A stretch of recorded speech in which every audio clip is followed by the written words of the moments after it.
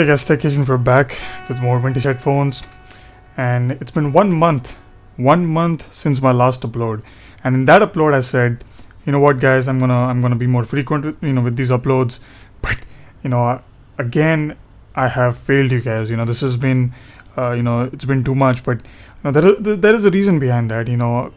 I don't tell you guys much about what I do behind the scenes, my life, that much.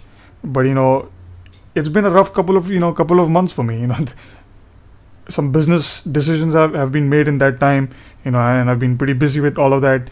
Plus, there's just a lot of mental, stress, that has accumulated over, in my brain over the last couple of months. It's been a hard time for me since the beginning of 2016. A lot of decisions I've made this year, and it's just my life has been quite different than what it used to be back in the day. So I've been quite mentally stressed because of that, and I'll talk about that in the future when the time is right. But as of now, that is the main reason behind me not uploading as frequently as I used to, because there's just lot of stuff going on, and it's just too much for me. So anyway, that's that. Let's forget about that and talk about the vintage headphone today. We have a very legendary Sennheiser with us. This headphone, I don't know if you're a Sennheiser fan, you probably know about this. This is the HD540 Reference 1. The 540 Reference 1 was the first high fidelity flagship Sennheiser ever made.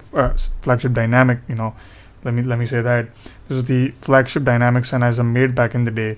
And this was it still is probably the most sought after Sennheiser vintage people look for, especially the Reference 2, which is a more I'm just gonna say more favorable version of this headphone that a lot of people like in terms of the sonics. The one that I have right here is the HD540 Reference 1, but this is the original one. There are two revisions in the 540 Reference. There was the Reference 1, which this revision 1 with the headband that you can see right now. This is the original headband, which you would find even in the early, very early Sennheiser dynamics. This headband has been common amongst all those Sennheisers, and this, in the revision 1, Reference 1, this headband is being used. In the revision 2, you get the headband used in the Reference 2, 540, as well as the HD530 that I showed you guys back, probably last year, I think. So it's the same headband used in the Reference 1 revision 2 as the Reference 2, as well as the HD540 Reference 1. HD530 Reference 1, I'm sorry. So you get that headband, which is common amongst those Sennheisers. Personally, the original headband version that I have right here is very rare, and I think very few people have this headband, because it's like finding this original headband HD540 is like finding a HD580 made in Germany. It's that kind of the rarity is that high. So I personally, when I bought this 540 Reference, I had no idea it had the original headband. I didn't even pay any attention. But when I posted a picture on Headfi, known as who goes by Greg, I think, he mentioned that hey man, you have the original headband. That's pretty cool. So I did some research, and then I found out that okay, this is the revision 1 headband, which is pretty cool, I think. The date on the HD540 Reference is 1985. So it is a pretty old headphone. I think this is the oldest Sennheiser. Not the oldest Sennheiser. I think the Unipolar is the oldest I've featured on the channel, and obviously the HD414. But that was the anniversary edition. So that was made in the 90s. I don't have the original HD414. So this is one of the rarer, one of the oldest Sennheisers that I have with me. But this is a very, very famous headphone amongst Sennheiser fans. A lot of people love this headphone. In terms of what I've done to this headphone, it's pretty much completely identical. In terms of it's been mostly stock. I haven't done anything to it. The headband, as you can see, when you find a HD540 Reference 1 or 2, whatever, in the used market, you'll see that the headband, this part, this is very similar to the K701, K702 headband. It's basically no foam inside, it's just air inside.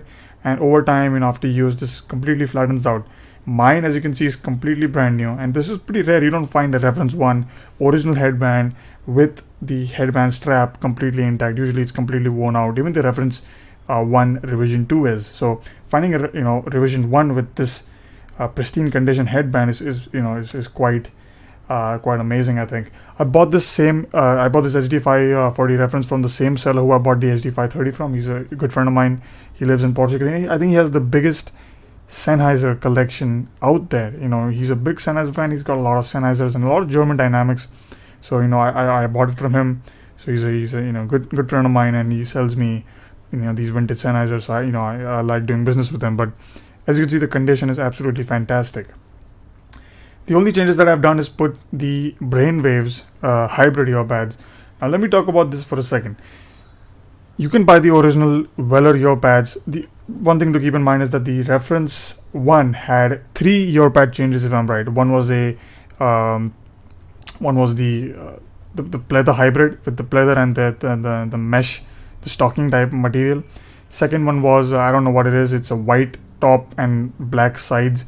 I have no idea what it is because I haven't seen it in my in real life, so I cannot understand what it is. But from what it looks like, they just basically tear off the pleather, and that's what it is. That is supposed to be the most robust earpad for the HD540, but it's very hard to find, and just like that. And the third one is a complete Weller, same as the HD560 Ovation 1 as well as the Ovation 2. Those HD560 earpads that I was talking about are the ones that are available from Sennheiser right now. So if you want to buy original earpads, that's the only one available right now. But there is a catch. If you buy those earpads, those cost like $80, and $80 is not a lot of is not a small amount, especially for earpads. So let's say you buy that. That's not a problem. 80 bucks spent. After 3 years, those pads will completely flatten out, just like the HD650, HD600, and HD580. Those pads, the foam inside that they use is very fragile and breaks down very easily. So I don't really recommend those kind of original earpads.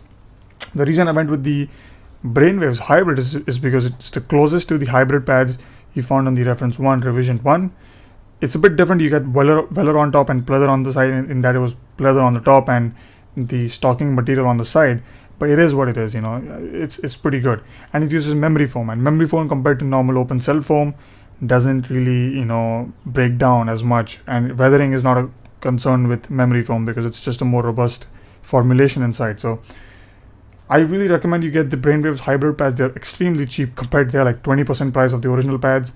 They will last you a long time. They're incredibly comfortable. I mean, the HD540 is so light, and with these pads, I would say this headphone rivals my R10 in terms of comfort. The R10 is my reference for comfort, as well as the HD5 reference 1, and I think the reference 1 might have the edge in terms of comfort because just because of the fact that the R10s are leather, and they can't sweat up if you're not using them in an air conditioned environment. So the comfort on the HD540 reference is insane. It's one of the most comfortable headphones out there because of the weight and the distribution and stuff. It's perfect. Overall, the HD540 reference is fantastic. Now, this is the reference 1.